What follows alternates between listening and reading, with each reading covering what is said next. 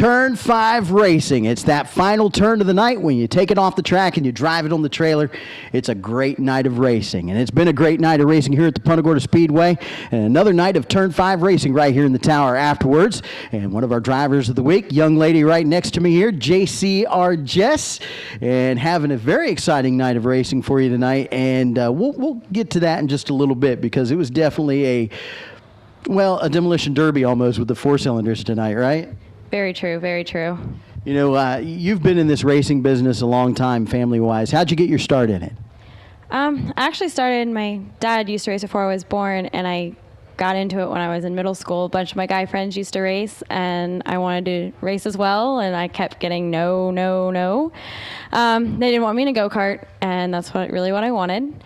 Well, we ended up at DeSoto Super Speedway, and they had a kids class. And they told me as long as Jimmy Cope would agree to build me a car, I was allowed to race. But I had to convince Jimmy, who builds late models and open wheel modifieds, never did a four-cylinder until mine. So I convinced Jimmy, and here I am today. I take it you're the type of person nobody tells you no. Yeah. Okay, no. But but now this is kind of interesting. How does JCR Jess and Jimmy Cope get involved in racing together? How did that all start? He's almost like an uncle to me now. He built me a safe cage, and that's what we wanted. And from there, he's just always been there for me. And there was actually one race, and I think it blew everybody's mind. He actually ran across DeSoto Super Speedway from the pits to the front stretch for one of my wins. And nobody there has ever seen Jimmy Cope run that fast. That's pretty cool. I mean, you know, because I can remember years ago the Interbay Marine car and everything from the old Sunshine Speedway over at DeSoto, making those runs back and forth on Saturday nights. And that's too cool. So how old were you when you got your first win? 15. And how old are you now? 21. So you've been at this a little while. You're definitely a veteran at it now. Getting there. Let's go back to tonight's race. Had a great run, second place finish, podium finish. But let's go back to a little bit of the action about midway through the race. I know you were coming up off of turn number 2, then basically all hell broke loose, came back to the front straightaway, and it really wasn't sure what was going to end up out there on the front straightaway. I watched the front 3 cars just get into it with each other, and I seen the 00 head towards the wall. I seen the 04 come back down, and really I did not know quite where to go, so I kind of stayed low. And then I seen the 04 just kind of come out of nowhere, and all of a sudden I just hear him, and then I feel this huge bump, and I'm like, great. And there went my tire, and he just creamed me too, but I don't know. We'll see. I'm pretty sure when you go back to the GoPro, you'll find out what the underside of his whole car looks like, because it almost looked like it went right up over the top of you. Yeah, definitely right over the left front. So it's not just you getting the job done out here on Saturday nights. I know it's a whole family affair and everything coming out here and help you. Let's talk about some of the people behind the scenes. Definitely my dad. If it wasn't for him, I would not have time to even work on this race car. With being a veterinary student and having to work all the time, I barely have time to work on it. He's always underneath the car, and he's actually probably when we leave here tonight, we're going to go home, and he's going to go to sleep for a few hours before he goes back to work. And I guarantee you by the time I wake up about noon, he will have the car already. Veterinary student, huh? How have you already got plans to start your own veterinary medicine, or what's going on with that? Yep, I actually work for a veterinarian now, and I should be applying to veterinary school real soon. I'm going to finish my undergrad, and we'll go from there. All right, because I've got a couple horses. I think I'm probably going to have you take a look at it. So, but no, JCR Jess, thank you so much for joining us here on Turn 5 Racing. We enjoy watching you and your family come out here and race with us at the Punta Gorda Speedway. Thank you very much, and I want to thank Kevin for all he does here, and hopefully we can save this racetrack as well. Me too. I hope we can. So we'll find out, and we'll probably see you here in a couple weeks again, right? Yes, sir. All right, good deal. JCR Jess, everybody hanging out with us here on Turn 5 Racing at the toughest track in the South, the Punta Gorda Speedway. Another night of racing in the books at the Punta Gorda Speedway. It's the toughest track in the South. How you doing? I'm your track announcer, Racing Jason. Man, I tell you what, if you weren't here this past Saturday night at the Punta Gorda Speedway, as always, you missed it. But one of the drivers that didn't miss it tonight, that was up on the wheel, one of our drivers of the week right here, Scott McDaniel, a familiar face at the Punta Gorda Speedway. Been here a long time, Scotty, haven't you? Hey, sir, I've been racing here since 2001. Started in the old pure stock division. Now, did you run the number 17 in the pure stocks? What kind of car did you have back then? I had I think it was an 86 Monte Carlo. I always ran a number 19. Ran it with my brother-in-law Todd for a number of years, actually for 10 years. Just decided it was time for a change. And the 17's easier to put on, and it's actually my daughter's birthday, so it's got some significance to it, so that's why we're running it now. You know, you're kind of, the racing for you has been a little sporadic for the past couple years. Of course, that's understandable with the way the economy is and everything. But like you said, you started out in pure stocks, but now you're out here wheeling the number 17 open wheel modified around. How'd you get into the open wheel modifieds? I don't know, it was just one of those things where I've always loved them, watching them at DeSoto. It just seemed like the class would be the most fun to drive in, and I've run limited late models, and there's nothing like driving one of them cars on 8-inch tires with pushing somewhere around 560 horsepower. So they're a handful and they're fun. They're definitely a lot of fun. I mean, you're kind of one of the colorful characters behind the scenes, you know, and coming out here to the track for years, and everybody knows you. Kind of one of them drivers, likable person, can go over, bounce something off of you. What got you your start in racing? Just on a whim. My brother-in-law came up here one night and we were watching, and went and bought a car for $500, brought it out the first night, and I pretty much broke it in half, wrecked it on the front straightaway. So I don't know, it's bad when you get hooked on racing after tearing one in half, but I've been hooked ever since, so it's fun. So you've raced here at the Punta Gorda Speedway, got your start here. What are some of the other tracks in the state you've raced at? I've been to DeSoto and been to Citrus, which is another track I love to go race at is Citrus. We travel around and run all the big money races with the modifieds, the Eddie Brand races, and just went to the Florida State Modified Championship at Showtime with Eric. You know, you brought up Eddie Brand. That's a name synonymous in open wheel modified racing. And how was it going up there and running that first race, that Eddie Brand Memorial race? It was fun. I mean, it was a good experience. It was money for his family. I believe the first year we had 42 cars. Qualified third out of the 42 cars, ran second to Wayne Jefferson, which when you can run second to Wayne, it's something special. But I had an issue in tech and got thrown out, lost $1,000 that night. But yeah, it happens. Should have measured more closely, but it is what it is. Darn racing fever, right? Yeah, it is what it is. It's all good. You know, this has kind of been a family sport for you. You know, everybody comes out here, has a good time on a Saturday night at the races. Who are some of the people behind the scenes to help you get here and keep that 17 car pointed in the right direction? All right, that 17 car, that modified I'm running, belongs to John Rogers. He is everything behind that car. Eric Rudd and myself, we work on them week in and week out. We take care of the three cars, just the two of us. Joey comes up the racetrack with us. My buddy Jeff was here tonight in Eugene. But John Rogers is he's the money behind everything. He keeps me racing. If it wasn't for these two guys letting me drive this race car, I wouldn't be racing today. Is that the old Kleiber car? It is the old Kleiber car, yeah. I don't know. I destroyed it up here about 2 months ago, just completely knocked the front, shifted the right front frame horn over about 3 feet. So I don't know, it seems to make it better. I think it was a good thing. Definitely worked for you tonight. I mean, past few times you've been out here, been watching in practice, and it just seems like that car, and maybe it's your driving style, I'm not sure, but you just like to drive it sideways. Yeah, I've told Eric I need to try dirt racing at some point to make me fit, but it's just one of those things. I mean, we hit on something tonight we've been missing. We knew what we should have been doing, and we tried it tonight, and it seems to work out. And I don't have a bigger motor as most of these guys have. I mean, I've got a little, I ain't going to tell you what it is, but it's a little motor. But it gets around here pretty good. Definitely a good boat anchor, right? Yeah, something like that. Yeah, it is. But no, it's like I said, if it wasn't for John Rogers and Eric Rudd, I wouldn't be racing today, so it's cool. And my wife and my daughter. Yeah, I was going to tell you, you got to get that one back in there because, like you said, you'll never hear the end of it. No, I keep leaving them out all the time. And I mean, my wife's been coming for 10 years. My daughter's been coming since she was 3 months old. And she loves it. So. Well, it's fun getting online whenever we're not racing, seeing you talk racing and football and all the other stuff. And I'm just glad you're still here racing at this old track. Hey, I'm glad we still have this racetrack to race at. I got to thank Kevin for keeping it going, and everybody involved behind the scenes like yourself and Bob for making these videos. I mean, it's a great place to race. I mean, if you can race at this racetrack, you can go anywhere else in the state and race. I mean, this is that driver's track. It definitely is a driver's track. Been saying for years. Thank you for reminding me of that, and thank you for your support here at the racetrack. Yeah, not a problem. Look forward to coming back. Well, congratulations on your third place finish tonight, and can't wait for the next one. No, me either. Thanks. Appreciate it. You're very welcome. One of our drivers, local boy, has been here a long time. Driver of the number 17 open wheel modified, Scott McDaniel.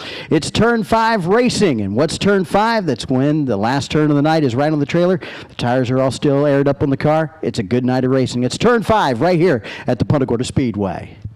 Well, as the sun goes down at the Punta Gorda Speedway and the lights come up, it's always an exciting night of racing at the Punta Gorda Speedway, and always an exciting night here after the races at Turn 5, because then we get to talk about all the action that happened on the track and get to know some of our drivers that have been here for a long time at the Punta Gorda Speedway. One of the classes that has just been growing by leaps and bounds and had a great field of cars tonight are the street stocks. It's been kind of a little bit of a hybrid class trying to get everybody out here, and it's starting to work out, and the competition is getting really, really tight. And one of the front runners right here next to me making the run every time the street stocks are out, making that run all the way up from Naples, Bobby Fisher, driver of the Blue Deuce. And another great run for you tonight. You and Pancoast had one heck of a side-by-side battle going on lap after lap, man. Yeah, I mean, I think my car did really great coming from a road warrior and what it is now. But I think it's awesome to lose the race by half car length to a guy who's won 10 in a row already. Yeah, that is definitely cool. Now you just reminded me of something, and totally it just slipped my mind, was about your car. That car did start out as a road warrior, and now it's a street stock. I mean, and it is a competitive street stock, man. Yeah, I was a road warrior, then we switched to outlaw street stock, and here it is now. The only metric, actually there's 2 metric cars. Everyone else has Camaros. And that's funny. I do believe you guys did have a second car that was a Camaro or something. Do you guys still have that? Yeah, actually, we're trying to build it right now. There's a lot of work. That's going to be my next car next year, hopefully. Or we're going to buy another Camaro. Definitely. I mean, and you can't go wrong with what you got right now, because you're definitely pointing it at them, and they're definitely taking notice now, especially after the night. The side-by-side racing was great. Let's talk a little bit about Bobby Fisher and your dad and everything. And how old were you when you first started getting into racing here? I was 12 years old. That's right when they came out with the Pro 4s, and they had the adult class and the kids class, and kids had to ride with their parents, and I told my dad at 12 years old he's not riding the car with me at all. So we raced adult class, and I won the championship. That's right. I totally forgot that you were in the 4-cylinder cars too. But did your dad race at all before that? Is that where you got your racing bug from? Yeah, when did he started probably whenever I was like 5 years old, and he's raced dirt track, and now he's here, and I took over. So did you guys start racing in Florida, or you guys implanted from somewhere else? No, where I was born and raised right there in Naples, and that's where we stuck, and that's it. So your dad probably got to race the old Collier County Speedway, used to be off of Radio Road. Yep, actually, yes, he did. So now we're going to have to go back in the archives. We're going to have to find some old pictures of your dad somewhere. And he raced down there at Florida Sports Park, too. Yeah, when they started the new thing up out there on the dirt and everything too, right? Yes, sir. I think we ran a couple of the Enduros out there. That was pretty rough. I remember we had a big body Monte Carlo. We brought it back to the house pretty much in one piece, sat it on the concrete slab. The next day we came out, and all the gas shocks had leaked completely out of it, and there's puddles underneath each tire. But that was a lot of fun. That was a lot of fun down there. Yeah, I don't remember most of it. I was really young. But actually, we still got some of his fenders left on the wall right now. That's cool. I mean, and it's neat to see a family from racing that, I remember when we had a race shop and stuff when I was a kid, and we were putting fenders and stuff up there, and you've got huge support behind you from your family. They're all out here on Saturday nights. Oh, yeah. Me and my dad come up, and then my mom and my sisters all come up, their boyfriends, their kids. We're all here. Well, it's cool seeing everybody still involved with your racing and everything like that. I know it's just not you. You want to talk about some of the people behind you getting that job done? Oh, man, if it was for my dad, I wouldn't be here. He drags me out, works on the car every day. He's the money behind the car. We have no sponsors. We never had a sponsor since I was racing, and he's a man. It's great being up here in the tower, because they all sit down just to the right. And when you get out there on the track, you can see your old man standing there jumping up and down, hooping and hollering, saying, come on, come on, come on. It's got to feel good having that bond with your dad, that you guys got something such in common that you can work at and have a good time with. Oh, yeah, he's still teaching me a lot of stuff, but we got a little bet going. We test the car out, and whoever drives the car the fastest has 2 races Saturdays. So you've been driving it faster. That's a good deal. Well, I went away out of state for some work detail, and he drove the car, and let's say he put it in the wall a couple of times. I remember that. I was talking to your dad, and that's kind of something he told me. You went out west and were fighting some of them big wildfires out there around California or wherever it was there. Yeah, I went out to California for 2 weeks, and I'm a wildland firefighter, and they send us everywhere. Now, are you the guys that they send in and they jump in with an airplane, or you guys go in on foot, or how's that work? Yeah, we go in off foot. They'll fly us out to the spot, and then we'll go in off foot, and we'll camp it out for 2 weeks straight. How'd you get involved with that? That right there in itself is just probably an adrenaline rush as much as racing is. Oh yeah, I'm an adrenaline junkie, man. So how'd you get into the big firefighting, I guess? Oh, I actually fell into my lap. I was working construction, killing myself basically, and it fell into my lap working for state, and construction fell out. It was right there. I had to jump on it. Definitely, that's good. Congratulations, get on something with that, and really got to shake your hand. I mean, that takes something to go out there and do that, and we appreciate what you do and going out there and helping those people do that. Oh yeah, it's awesome. I wouldn't trade it for anything in the world right now.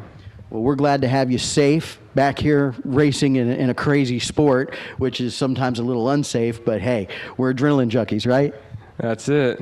All right. Well, congratulations. Good job on your second place finish tonight, and keep up the great racing because it was definitely exciting, bud. Hopefully. We're leading championship right now, and we got to actually hold the 47 and 80 off right now. I think you do it. Good job, man. Thank you. Right there hanging with us tonight in Turn 5 Racing, driver of the Blue Deuce, Bobby Fisher out of Naples. I'm your track announcer, Racing Jason. It's Turn 5 Racing at the Punta Gorda Speedway. Where do you want to be on a Saturday night? You want to be at the toughest track in the South. You want to be at the Punta Gorda Speedway. And if you weren't here, you missed it. And you missed one heck of an exciting night of racing at the toughest track in the South, the Punta Gorda Speedway. Let's waste no time. Let's get right to the action. And the TQ Midgets, well, they did not disappoint. Coming out on top, taking the big win this Saturday night, the number 63, Mike Belusher, getting up front and doing the job. And I tell you what, it's been a while since he's been up there. He's had a tough run at it, but he's back up on top. First place finish for Mike Belusher. Coming in second, the young man from Palm Beach Gardens, the 51, Chris Gimler, finishing second and finishing third. Of course, we didn't get to talk to him, the 30 of Rob the Cowboy Kohler, because he was pulling double duty, and we'll talk about that a little bit later on. After them, coming up next, right up out of the bat, well, Rob the Cowboy Kohler, he finished third. He had to jump into his dwarf car, and it wasn't a good night for him. He ended his night early in the dwarf cars. But the people that did have a good run this Saturday night with the dwarf cars, the number 4 out of Naples, Andy Pryor. Man, that guy has got a rocket ship. But where did this other guy come from? The 77 machine, all right? Larry Hubbard III. He was all over the number 4 of Andy Pryor. He finished second, and finishing third, the 56 of John Atherton out of Cape Coral. Very exciting race for the dwarf cars. They got their nationals coming up here, the winter nationals here pretty soon. But after the dwarf cars, coming up, the road warriors, and it was a full field of road warriors, and we didn't know when it was going to get finished, but it was definitely exciting when it came down to it. Pulling double duty, the 80, Richard Nelson, coming home the winner right out of Port Charlotte. Finishing second out of Naples, the 33 machine, Chris Loney getting the job done, and Jason Miller, the Lehigh boy, coming in third. Very exciting race with the road warriors this past Saturday night. The Legends cars were in the house, only a couple of them, but they were brand new drivers, and they wanted to get out here, and they wanted to get their numbers in there for the national points for the Legends cars. Brand new driver, rookie driver, David Patterson, but he's no rookie. He's driven TQ Midgets before, and now he's in the dwarf car. Right behind him, another first-time driver out of Bradenton, Dave Flail, coming in second. Just had a couple of them out here. Want to make sure they get in the points, and those two drivers first time behind the wheel in race conditions, and they did put on a pretty good show. David Flail finally figuring out what it feels like to go the other direction for a little while. And actually, David Flail, he also used to race TQ Midgets a long time ago. So nice to see the older guys getting out here and doing some work in the Legends cars. Once they were done, the Perfect Pest Control Pro 4s were in the house for their double points night race, and you could tell it was double points because it turned into a demolition derby from the drop of the green flag all the way to the checker. It was crazy. Weren't sure if anybody was going to land on their lid tonight, but it almost seemed like it after all the contact. Coming home the winner, the 61, Paul Richards Jr. out of Naples, and our driver of the week, Miss J.C. Argest, driving the 91 out of St. Pete. She finished second, and finishing third, which was too cool. Young Johnny Murray, 11 years old, finally getting a podium finish in the Perfect Pest Control Pro 4s. It was really good to see him and his dad back out here after watching that kid grow up driving go-karts, now behind the wheel of a 4-cylinder car. Too awesome. Congratulations, Johnny Murray in the 99 with your third place finish. After the 4-cylinders were done, the open wheel modifieds were up, and it was an exciting race. Really wasn't quite sure who was going to come out on top. Some side-by-side racing action with the 12 of the Iceman, Eric Rudd, but he came up a little short tonight between the 71 of LB Skaggs, and LB watched this Skaggs getting the job done this past Saturday night in the 71 machine, taking it right to the winner's circle and showing everybody how to use that outside line. Worked real good for him. Coming in second, Steve Arnold in the number 19 out of Cape Coral. He has got a machine underneath him after smacking, almost knocking down the back straightaway wall and bending up his car pretty good. He battled back for that second place finish. And another driver of the week, the third place finisher, the number 17, Scott McDaniel. Don't see him very often out here, just when the open wheel modifieds race. It's great having him back. Good third place finish for Scotty, and can't wait to see them come out here in a couple weeks for their double points night. Last race of the night, and they would not disappoint. The street stocks have been growing by leaps and bounds. That class has been a lot of fun, and man, right off the bat, it was beating, banging, side-by-side racing action, door handle to door handle, wheel to wheel, tire to tire, and when it all the smoke cleared, the number 47, Ryan Pancos, putting it back out front and taking the win away from the second place finisher, the Blue Deuce, another driver of the week, Bobby Fisher. But I tell you what, wasn't by much. Very close finish. They ran side by side most of the night. Finishing third, Richard Nelson, squeezing that last lap pass out over the 91 of Andrew Jackson, finishing third. I know Nelson was trying for a back-to-back win because he was pulling double duty, but hey, podium finish, not bad, Richard. Good job. Another exciting night of racing in the books at the Punta Gorda Speedway, the toughest track in the South, and I hope it stays that way because I tell you what, Kevin Williams and his family have done amazing things with this place. And for somebody like the Airport Authority across the street to put everybody's jobs that work here on a Saturday night in jeopardy, somehow, making that bid, whatever it is, it's almost criminal, I think. How can you play with so many jobs? Well, I hope they get their minds right and know that Kevin Williams is probably the best thing that has ever happened for this track. And you can take me to the bank on that. You can do what you say and say what you like, but this is the best track in the state. We've got the best owners, and we want to keep it that way. So fans, when you watch this, we need your help. So get it out there, voice your opinion, because this is America. And I tell you what, freedom of speech is a great thing. So just keep it up. This is the toughest track in the South. It's the Punta Gorda Speedway.